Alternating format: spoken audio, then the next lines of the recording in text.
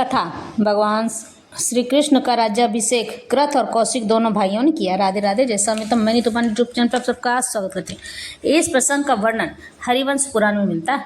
भगवान श्री कृष्ण अर्जुन से कहते, हे अर्जुन, समय से पहले और भाग्य से ज़्यादा न कभी किसी को मिला है और ना ही कभी किसी को मिलेगा।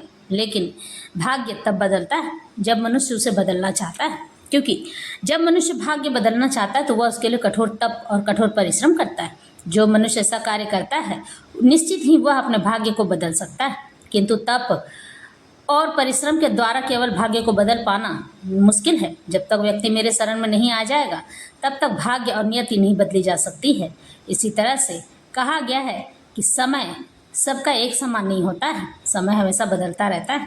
भगवान श्री कृष्ण कहते हैं कि जो समय को अपना गुरु मान लेता है वह उसके अनुसार चलने लगता है, तो एक समय ऐसा आता है समय उसके अनुसार चलने लगता है। जिस घड़ी वो जैसा चाहता है समय उसके हिसाब से बदलने लग जाता है।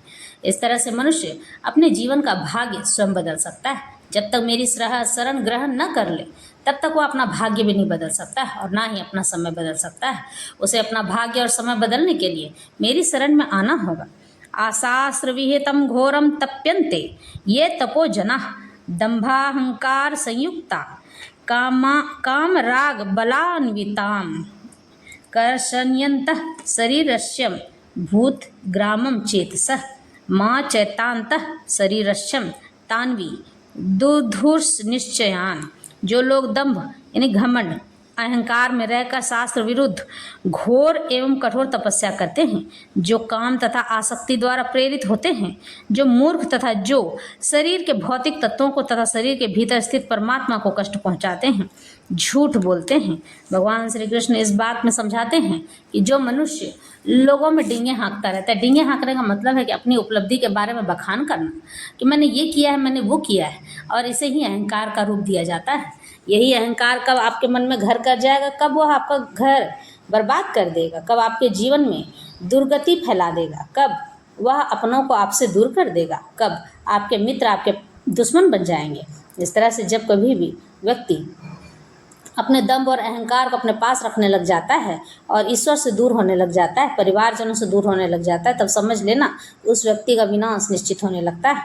उसके नाभि कमल में बैठी हुई भगवान की आत्मा यानी भगवान की ऊर्जा शक्ति परमात्मा वह बहुत ही परेशान होती है, क्योंकि मैंने तुझे जिस कार्य के लिए भेजा था तुमने वो कार्य तो किया ही नहीं।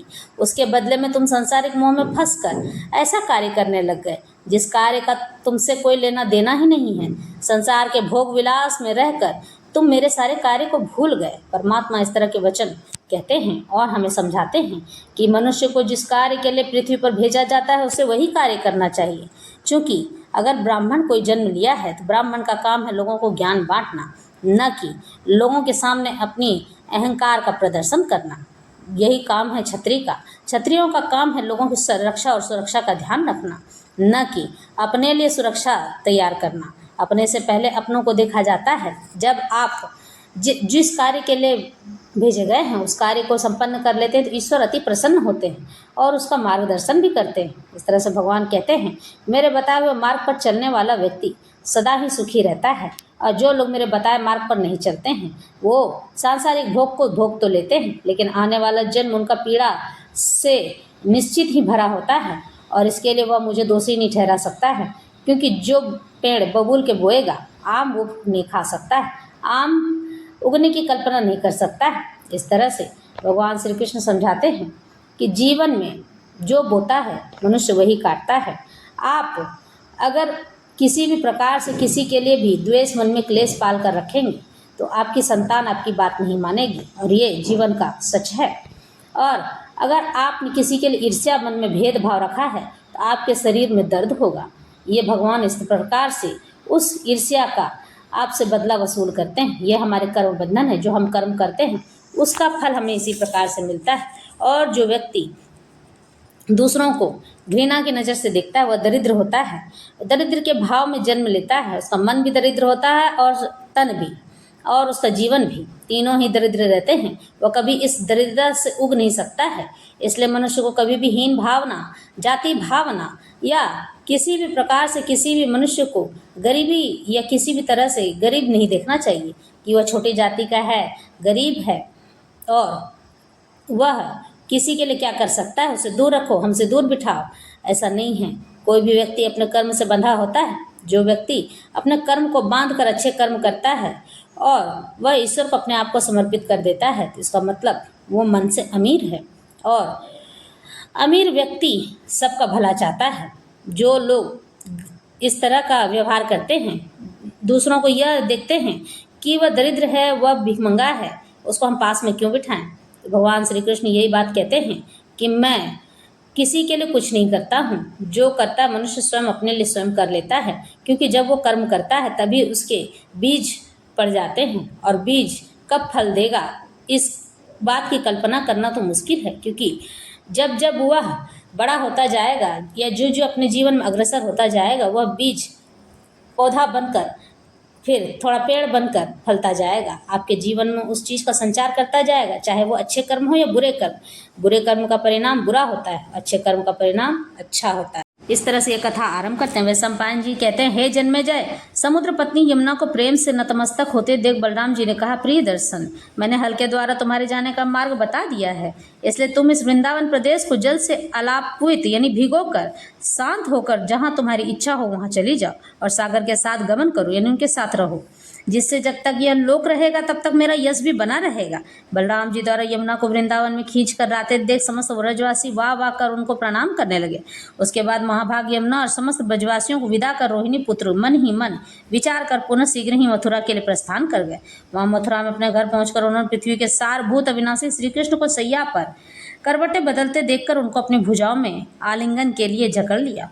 बलराम जी को शीघ्रता से आते देख श्री कृष्ण ने उठकर उन्हें उत्तम आसन प्रदान किया। जब बलराम जी ने आसन ग्रहण कर लिया तब उन साक्षात भगवान श्री कृष्ण ने ब्रज का कुशल मंगल जानना चाहा। तब बलराम जी ने उनसे कहा, हे तात, श्री कृष्ण, तुम जिन ब्रजवासियों कुशल क्षेम जानना चाहते हो वे सभी ब्रजवासी कुशल मंगल से तो हैं।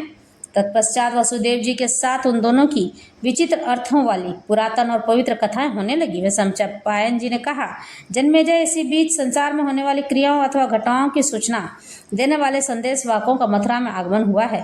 फिर वे लोकपालों के भवन की भांति चक्रधारी श्री कृष्ण के गृह में एकत्रित हुए। उनके आने पर परस्पर संकेत द्वारा सभी श्रेष्ठ यादव श्री कृष्ण की सभा में एकत्रित हो गए। जब सभी यादव उस सभा में पहुंच गए तब उन संदेश वाकों ने गुप्तचरों राजाओं के विरोध की विनाशकारी बातें इस प्रकार कहीं। जनार्दन भोजपुत्र रुक्मी का निमंत्रण पाकर अनेक देशों के राजाओं, शासकों और नरेशों का कुंडिनपुर में आगमन हो गया है। ये जनार्दन समाचार सुनने में आया है कि रुक्मी की बहन रुक्मणी का स्वयंवर होने वाला है, इसलिए वे सब नरेश अपनी सेनाओं सहित उस स्वयंवर में पधार रहे हैं।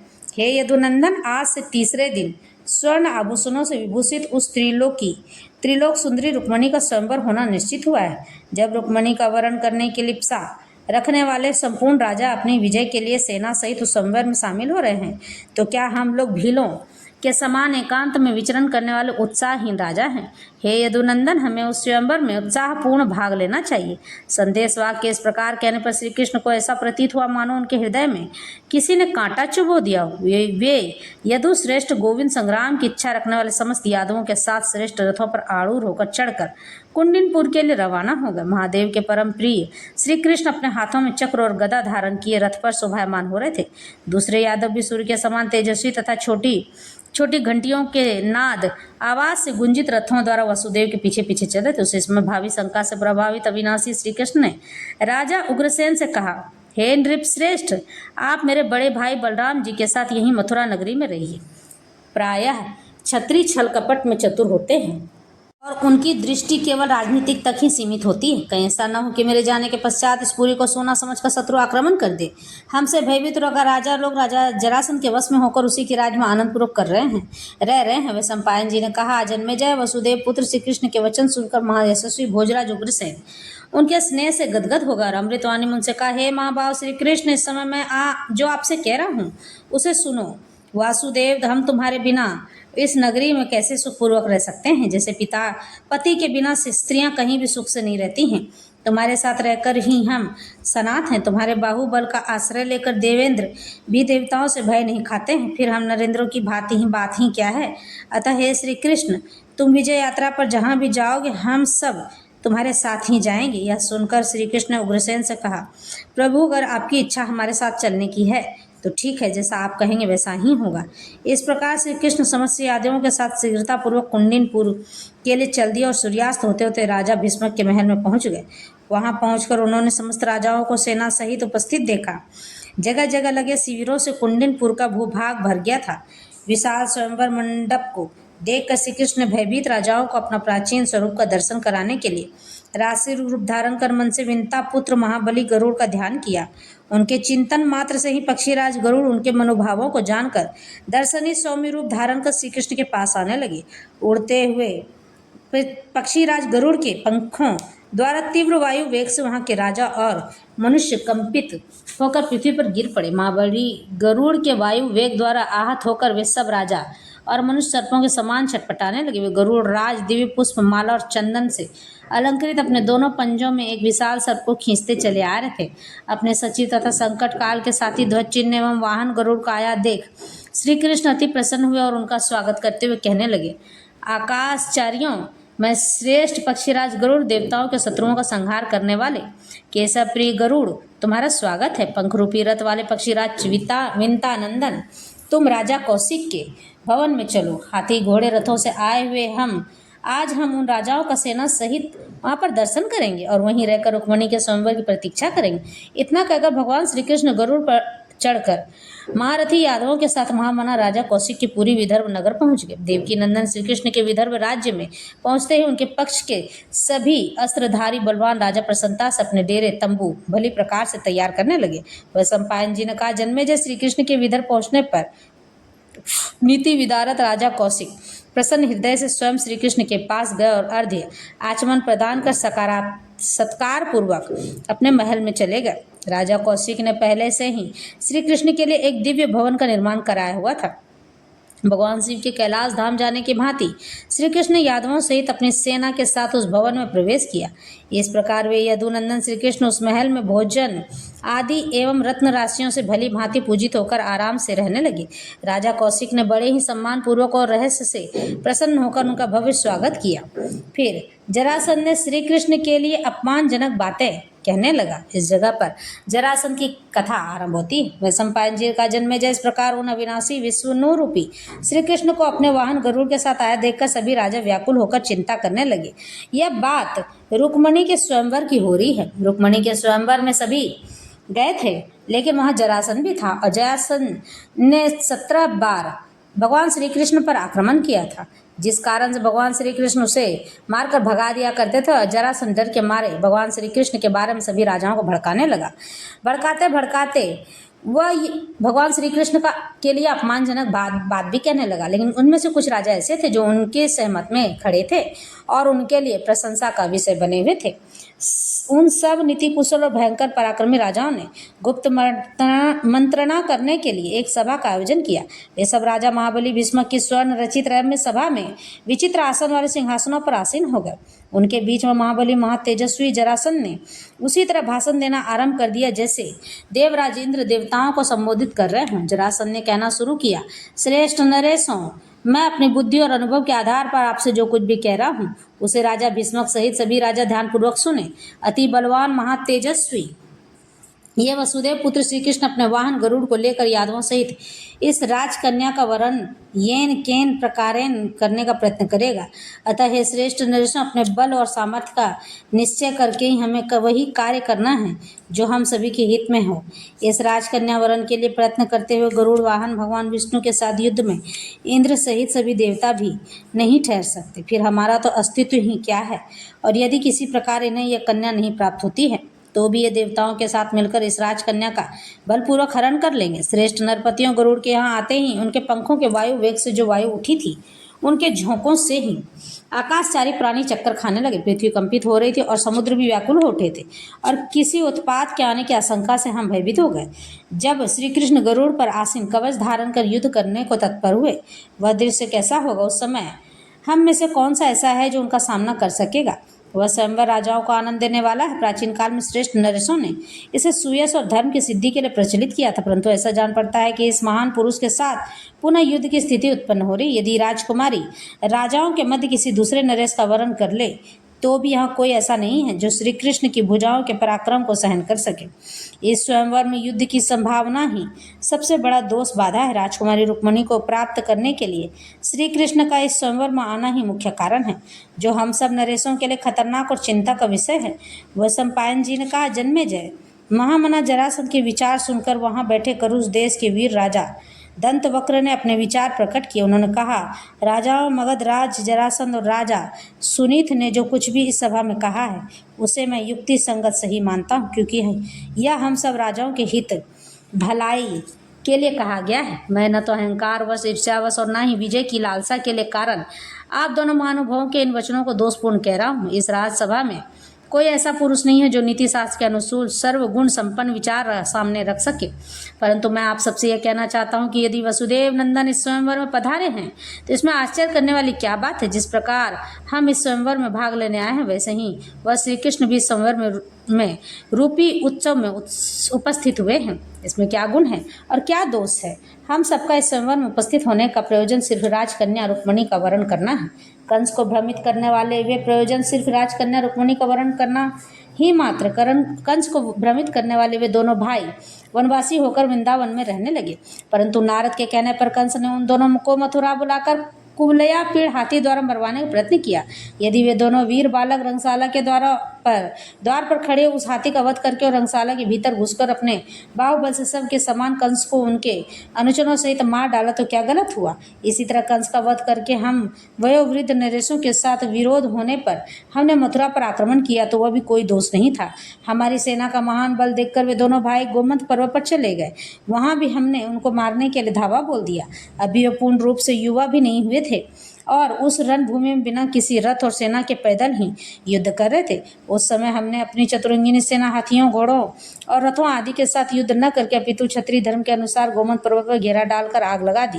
हम सब क्षत्रिय यही समझते थे कि इस दावानल से घिर कर ये उदंड तपस्वी बालक को समझ जाएंगे, परंतु ऐसी स्थिति में यदि उन्होंने प्रतिरोधात्मक बदला लेने के लिए युद्ध किया तो हम उनको दोष क्यों दे रहे हैं? ऐसी परिस्थिति में पकड़कर उन्होंने जो कुछ किया वह उचित था। वसुदेव नंदन श्री कृष्ण से दुश्मनी रखकर हम जहाँ जहाँ भी जाएंगे वहाँ कलह उत्पन्न होगा और युद्ध की संभावना भी बढ़ जाएगी। वे यहाँ कुंडिनपुर में युद्ध करने के लिए नहीं आए हैं। जब राजकन्या वरण के कारण उनका यहाँ आना हुआ है तो वे युद्ध कैसे करेंगे? इस समय वे तो यह श्री हरिहर या भोज वृष्णि और अंधक आदि यादवेंद्रों के साथ प्रेम बस आए हैं। अतः हम सब नरेश इन महात्मा केशव को अर्घ्य आचमन देकर इनका आतिथ्य सत्कार करेंगे। इस प्रकार मित्रता करके हम लोग श्री कृष्ण के साथ बिना किसी चिंता, भय और उद्वेग रहित होकर निवास करें। राजा दंतवक्र के यह विचार सुनकर राजा साल्व उत्तेजित होकर कहने लगी, यदि आप ऐसा समझते हैं तो क्या हम श्री कृष्ण से डर कर अपने अस्त्र शस्त्र नीचे डालकर निहत्थे हो जाएं? मित्रता करने का कारण यही है कि हम सब श्री कृष्ण के डर से कांप रहे हैं।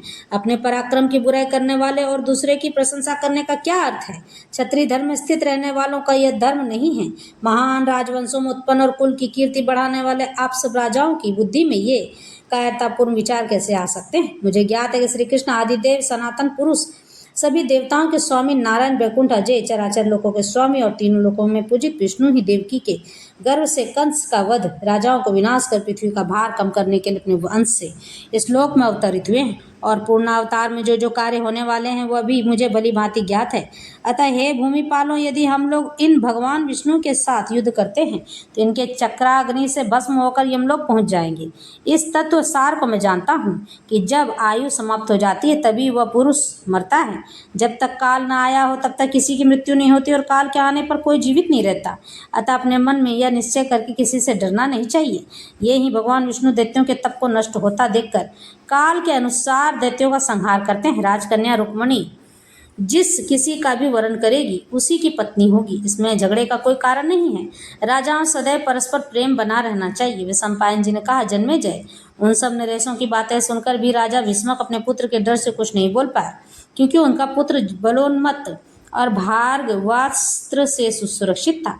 वह पराक्रमी समर भूमि में प्रचंड पराक्रम प्रकट करने वाला था। राजा भीष्मक अपने मन में चिंतित होकर कहने लगे, मेरा पुत्र अहंकार वंश बलोन्मत्त होकर किसी से भी युद्ध करने में डरता नहीं है। वह हमेशा युद्ध के लिए तैयार रहता है। वह श्री कृष्ण से जरा भी प्रभावित नहीं है। मैं जानता हूँ कि स्वयंवर में मेरी कन्या का बलपूर्वक हरण कर लिया जाएगा। अतः युद्ध होना अवश्य संभावना है। उस स्थिति में मेरा पुत्र किस प्रकार जीवित रहेगा? अतः श्री कृष्ण के द्वारा मेरे पुत्र की रक्षा होना कठिन है। मैं अपने पुत्र का केशव के साथ और केशव का पुत्र के साथ युद्ध होते नहीं देख सकता। कैसे देख सकता हूँ? रुक्मी की बुद्धि मूर्खता से भरी है।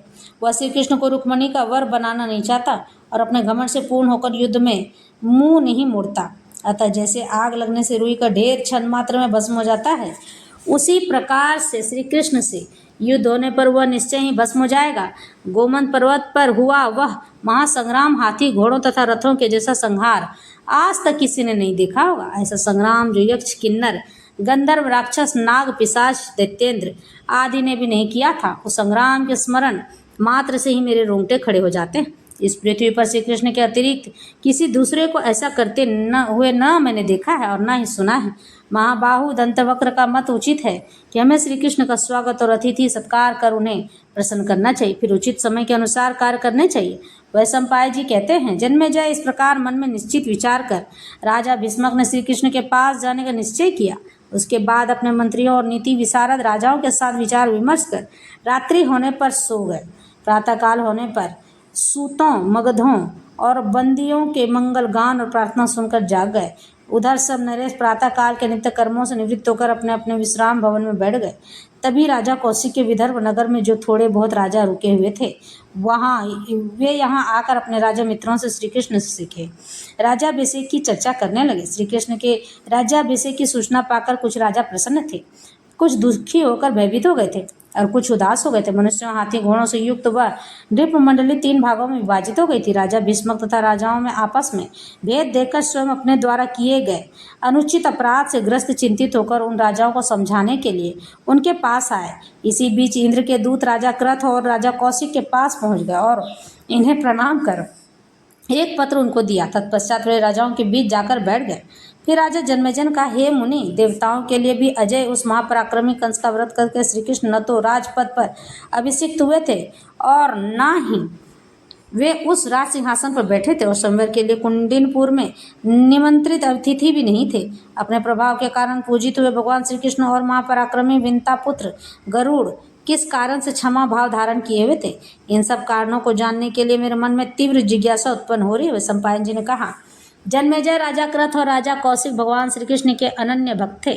उन पर कृपा कर उन्हें दर्शन देने हेतु वे स्वयं वहां पधारे थे। जब भगवान श्री कृष्ण विदर्भ नगर पहुंचे तो उन्हें देखकर राजा कौशिक मन ही मन विचार करने लगे, यदि हम दोनों भाई राजा क्रथ और राजा कौशिक श्री कृष्ण का अभिषेक करेंगे तो भगवान श्री कृष्ण का आश्चर्यमय अभिषेक को देखकर हमारे पापों का नाश हो जाएगा तथा सबके मन में विशुद्ध भाव उत्पन्न हो जाएंगे, यानी कि सब हमसे घृणा करने लगेंगे।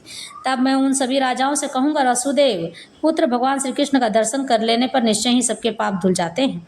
तब मैं उन्हें अपने आप में यह बात उन्हें बताऊंगा। हम दोनों भाइयों ने श्री कृष्ण के तत्व का साक्षात्कार किया है। तीनों लोकों में उन कमल नयन देवाधिपति देव जनार्दन श्री कृष्ण से बढ़कर दूसरा कोई श्रेष्ठ सुपात्र नहीं है। नरेश्वर, हम दोनों उनके आतिथ्य सत्कार में ऐसी कौन सी वस्तु भेंट करें जिससे उन सुपात्र का अनादर करने के कारण हमारा धर्म भ्रष्ट न हो। इस प्रकार क्रथ और कौशिक आपस में सलाह कर रहे थे। अपना राज्य समर्पित करने की इच्छा से भगवान श्री कृष्ण के पास गए। उसके बाद नतमस्तक हो उन्हें प्रणाम किया और कहने लगे, भगवान, आज आपने हमारे इस भवन को अपने चरण कमलों से सुशोभित कर दिया, हमारा जन्म सफल कर दिया, हमारा यश और संपूर्ण पितर भी तृप्त हो गए। हम दोनों भाई भी यह पूरी आपको समर्पित कर आपका इस सिंहासन पर अभिषेक करना चाहते हैं। हम दोनों भाई आपका अभिषेक रूपी जो कार्य कर रहे हैं उसे कोई भी राजा, विशेषता जरासंध स्वयं भी नहीं कर सकता है। मगध देश का अधिपति महातेजस्वी राजा जरासंध आपका शत्रु है। उसने आपके विरुद्ध होकर राजाओं को अभय दान दिया है। वह नित्य प्रति आपके संबंध में चर्चा किया करता है। वह कहता है कि कोई भी सिंहासन श्री कृष्ण के लिए नहीं है, जिसकी कोई राजधानी अथवा नगर भी नहीं है। वह देवकी नंदन राजाओं के समाज में सिंहासन पर कैसे बैठेंगे? श्री कृष्ण महापराक्रमी और महातेजस्वी है, वह इस कन्या के स्वयंवर में कैसे भाग लेंगे? जब सब राजा लोग अपने अपने सिंहासनों पर विराजमान होंगे, उस समय श्री कृष्ण नीचे पृथ्वी पर किस प्रकार बैठे हुए नजर आएंगे? अगर वह राजा नहीं बने होंगे तो उन्हें नीचे बैठना होगा। तब हे कमल नयन, आप इस विदर्भ नगर के सिराज सिंहासन पर अभिषिक्त होकर इन राजाओं के समाज को विचलित कर दीजिए और कल प्रातः काल रंग भूमि में एक उज्ज्वल सिंहासन पर विराजमान हुई। आज शास्त्रीय विधि के द्वारा स्वयं को अधिवासित राजाभिषेक पूर्व होने वाले संस्कार कीजिए। तत्पश्चात मैं कल ऐसा प्रयत्न करूंगा जिससे देवराज इंद्र के आदेश से समस्त राजा आपके अभिषेक के लिए यहाँ उपस्थित हो जाएंगे। इस प्रकार से राजा क्रथ ने भगवान श्री कृष्ण के लिए कहा। तभी आकाशचारी दिव्य प्राणी ने, जो शरीर ही रहित था, ये वचन कहे। देवदूत ने कहा, नरेश्वर, जिस सिंहासन पर पहले से ही दूसरे लोग बैठ चुके हैं, ऐसे सिंहासन पर अविनाश भगवान श्री कृष्ण का बैठना उचित नहीं है। उनके लिए तो यह संपूर्ण रत्नों से विभूषित जाम्बूनद नामक स्वर्ण से निर्मित परम उज्ज्वल सिंहासन प्रस्तुत है। साक्षात विश्वकर्मा द्वारा इसका निर्माण किया गया है। सिंह से चिन्हित इस सिंहासन को देवराज इंद्र ने भगवान श्री कृष्ण के लिए भेजा है। समस्त चराचर प्राणी जिनके चरण कमलों की वंदना करते हैं, वे देवेश्वर जब इस सिंहासन पर विराजमान हो जाएं, तब तुम सब राजाओं के साथ मिलकर इनका राजन के पद पर अभिषेक करो। इस राजकन्या के स्वयंवर में सभी राजा इस राजाभिषेक उत्सव में उपस्थित रहेंगे। यदि कोई भी राजा इस अभिषेक संस्कार में अनुपस्थित होगा तो वह श्री कृष्ण का वध होगा। श्री कृष्ण इसका वध कर सकते हैं। कुबेर के यह 8 अक्षय कलश, जो 8 निधियों के अंश से उत्पन्न दिव्य कलश है, ये सुवर्ण और रत्नों से संपन्न है। ये 8 कलश श्री कृष्ण का राजन पद पर अभिषेक करने के लिए राजाओं के साथ आ रहे हैं। नरेश्वर, यह मैंने आप लोगों से इंद्र का संदेश कह सुनाया है। अब आप देवराज इंद्र के आदेश पत्र द्वारा सब राजाओं को बुलाकर श्री कृष्ण का अभिषेक करें। राजा कौशिक ने कैसी प्रेरणा देकर तथा श्री कृष्ण के लिए सूर्य के समान कांतिमान सिंहासन देकर आकाश स्थित देवदूत सर्वलोक को चला गया। इसलिए मैं अब आपको श्री कृष्ण का अभिषेक करने के लिए प्रेरित कर रहा हूँ। आप सब राजा लोग यहाँ उपस्थित हैं, उन सबको देवराज इंद्र का यह आदेश मानना चाहिए। आकाश से आए 8 दिव्य कलशों द्वारा श्री कृष्ण का स्वयं ही अभिषेक होगा। यह दृश्य हम सबके लिए इस पृथ्वी पर अलौकिक और अद्भुत दृश्य होगा, जिसके दर्शन मात्र से हम सब लोग पाप रहित हो जाएंगे। हे नृपश्रेष्ठों, आप सब लोग देवादिदेव विष्णु स्वरूप श्री कृष्ण को स्नान कराने के लिए चलिए। उनसे भय करने की आवश्यकता नहीं है। हम लोगों ने आप सबके हित के लिए जनार्दन से संधि कर ली है और उन श्री हरि के समस्त राजाओं को अभय दान प्रदान किया है। हमने श्री कृष्ण के स्वरूप को भली भांति समझ लिया है। वे शुद्ध मन के हैं, उनके मन में किसी के प्रति ईर्ष्या या वैर भाव नहीं है। विशेषतः जरासंध के प्रति भी उनके दिल में किसी प्रकार का कोई मैल नहीं है। अतः इस कार्य कारण पर आप अच्छी तरह विचार कर ले। वह सम्पायन जिनका राजन राजा कौशिक की यह बातें सुनकर सब राजा सांप के डर से भयभीत होकर चिंतित हो गए। तभी उन सभी नरेशों को कृष्ण के विषय में पुनः एक भविष्यवाणी सुनाई दी। देवराज इंद्र के शासन से किसी अदृश्य व्यक्ति ने मेघ के समान गंभीर ध्वनि करते हुए आकाश से यह शब्द कहे, त्रिलोकीनाथ इंद्र प्रजा पालन और आप सब राजाओं का हित करने के लिए तुम्हें आदेश दे रहे हैं। श्रेष्ठ नरेशगण, तुम सब लोग श्री कृष्ण के साथ अपने वैर भाव और मन मुटाव को त्याग कर प्रेम भाव से अपने अपने राज्यों में निवास करो। श्री कृष्ण शरणागत की रक्षा परंतु शत्रुओं के लिए काल और अग्नि के समान भयंकर रूप वाले हैं। अतः उनके साथ परस्पर प्रेम पूर्वक रहकर शासन करो। साधारण मनुष्य के लिए राजा ही देवता समान है और राजाओं के लिए देवता ही आराध्य देव हैं। देवताओं के देवता इंद्र और इंद्र के भी देवता भगवान श्री कृष्ण ही, ये विष्णु रूपी कृष्ण ही इस मृत्यु लोक में मानव शरीर धारण कर अवतीर्ण हुए हैं। यह राजा क्रथ ने फैलवाया था, मतलब किसी सेना को बोलकर कहलवाया था। ये समस्त लोकों में देवता दानव और मनुष्यों के लिए अजय हैं। कार्तिकेय के साथ साक्षात भगवान त्रिशूलधारी शंकर के लिए भी अजय हैं। अतः देवताओं सहित मेरी भी यही इच्छा है कि श्री कृष्ण का राजेंद्र पद के पद पर अभिषेक किया जाए, परंतु राजेंद्र पद अभिषेक करने के लिए किसी देवता को यह अधिकार नहीं है, इसलिए मैं स्वयं भी इनका अभिषेक नहीं कर रहा हूँ। श्रेष्ठ नरेशों, राजन पद पर अभिषेक करने का अधिकार केवल आप सब राजाओं का है। अतः तुम सब राजा लोग क्रथ और कौशिक के साथ मिलकर शास्त्रीय विधि से अभिषेक कार्य को पूर्ण करो। यह कार्य राजा क्रथ और कौशिक ने मिलकर चली थी, ताकि भगवान श्री कृष्ण का अभिषेक किसी रुकावट से दूर होकर सम्मान के साथ पूर्ण हो सके और श्री कृष्ण के साथ संधि कर लो। यही समझाने के लिए इंद्र द्वारा मुझे दूध बनाकर भेजा गया है। राजा कौशिक और क्रथ अभिषेक की सारी तैयारी कर चुके हैं। अतः जाओ और अभिषेक कार्य के द्वारा श्री कृष्ण का सत्कार और परिक्रमा करने के बाद स्वयंवर में लौट जाना। रंगभूमि सुनी न रहे, इसलिए 4 श्रेष्ठ राजा वहीं रहे, जैसे जरासंध, सुनीत, महारथी रुक्मी और राजा साल्व सम्पायन जी ने कहा। राजन, देवदूत के द्वारा इंद्र की आज्ञा से सभी नरेशों ने श्री कृष्ण के अभिषेक उत्सव में जाने का फैसला कर लिया। ये उन लोगों को लगा कि देवराज इंद्र यह बात कह रहे हैं, जबकि राजा क्रथ और कौशिक ने मिलकर यह चाल चली थी। राजा जरासंध ने भी उनको जाने से नहीं रोका। इस प्रकार अभिषेकोत्सव का तुमुल नाद सुनते हुए सभी राजाओं ने उस मंगलमयी दिव्य सभा में प्रवेश किया। राजा कौशिक सभी राजाओं का आदर सत्कार कर उन्हें भीतर ले गए।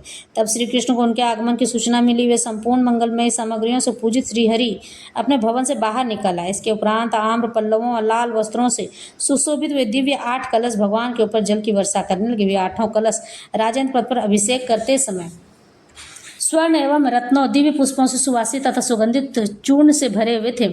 ऐसा कैसे हो सकता है कि कोई भगवान के लिए अच्छा सोचे और भगवान उसकी सहायता न करे।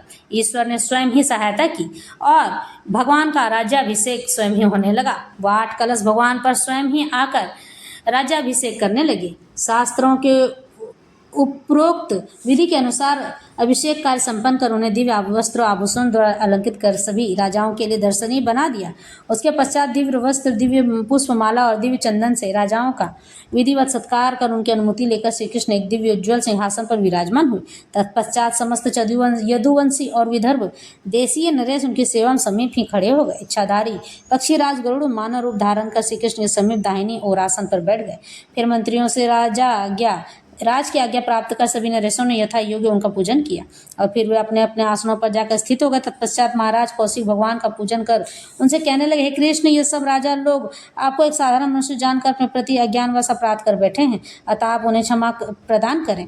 श्री कृष्ण ने कहा, कौशिक, मेरे मन में किसी के लिए कोई भी प्रति एक क्षण भी बैर नहीं टिकता है, विशेषतः उन क्षत्रिय धर्म का पालन करने वाले राजाओं के लिए जो क्षत्रिय धर्म का पालन कर अधर्म का त्याग करते हैं। अतः उन क्षत्रियों के प्रति क्रोध कैसा, जो बीत गया उसे भुला देना ही श्रेष्ठकर है। इस मृत्यु लोक का यह स्वाभाविक नियम है, जो जन्म लेता है वह मृत्यु को भी प्राप्त होता है। जो सम्रांगन में मृत्यु को प्राप्त कर स्वर्ग लोक चले गए, उनके प्रति शोक करना निरर्थक है। क्षमा से बड़ा कोई दान नहीं है, अतः मुझे क्षमा ही अच्छी लगती। अतः अब आप सब लोग इस बैर भाव को त्याग कर सुखपूर्वक प्रेम से रहें। वैशंपायन जी ने कहा, राजन उन सब नरेशों से मधुर वचन कहकर श्री कृष्ण कौशिक की ओर देखकर मौन हो गए। तो उसके बाद नीति कुशल वक्ताओं में श्रेष्ठ राजा भीष्मक कृष्ण का विधिवत पूजन कर उनसे कहने लगे, हे वसुदेव नंदन, मेरा पुत्र रुक्मी अपने अविवेक और बाल चंचलता के कारण अपनी बहन को नरेशों के सामने स्वयंवर में देना चाहता है। मैं इसके इस कृत्य में उसका विरोध कर रहा हूँ। मैं उसे स्वयंवर में नहीं देना चाहता। मैं चाहता हूँ कि मेरी पुत्री रुक्मिणी अकेली एकमात्र मनोनीत पति का वरण करे। मैं अपने पुत्र की मूर्खता तथा बाल्यावस्था के कारण अपराध ग्रसित होकर आपसे क्षमा मांगना चाहता हूँ। आप अपनी कृपा दृष्टि से मेरे इस अपराध को क्षमा कर दें। श्री कृष्ण ने कहा, राजन, सोचने वाली बात यह है कि आपके जिस पुत्र ने अपनी बाल्यावस्था में संपूर्ण नरेश मंडल में हलचल मचा दी है, वह अपनी प्रौढ़ावस्था में कितना उदंड होगा। जिस स्वयंवर में आपकी सम्मति नहीं है, उसकी घोषणा वह कैसे कर सकता है। जब स्वयंवर के लिए आपके पुत्र ने रंगस्थल का निर्माण करवाया था, तब उसके इस कार्य का आपको ज्ञान क्यों नहीं हुआ। यह सब मेरे मन में संशय उत्पन्न कर रहा है। सूर्य चंद्रमा के समान कांतिमान नरेशों को आमंत्रित करके उनका आतिथ्य सत्कार किया गया है, फिर भी आप इन सब बातों को जानकर भी अनजान कैसे कह सकते हैं। राजन, शायद मेरा यहाँ आना आपके हित में नहीं है। यही सोचकर आपने न तो मुझे निमंत्रित किया और न ही सुपात्र जानकर आतिथ्य सत्कार किया। हे राजन, आप मुझे छोड़कर उन सुपात्र राजाओं को अपनी कन्या दीजिए। मेरे आने के कारण आप अपनी कन्या का दान कैसे रोक सकते हैं। कन्या के विवाह में विघ्न डालने वाला मनुष्य नरक की आग में पकाया जाता है। हे राजन, यही सोचकर मैं आपकी रंगशाला में नहीं आया। इस तरह से भगवान श्री कृष्ण दहाड़ने लगे और राजा भीष्मक, जो रुक्मिणी के पिता थे, उनसे बहुत ही गुस्से में बात करने लगे। इस तरह से कथा और व्यथा संपन्न होती है। आगे की कथा कल राजा भीष्मक ने श्री कृष्ण से याचना की, यह मैं अवश्य सुनाऊंगी। यह संपन्न होती है।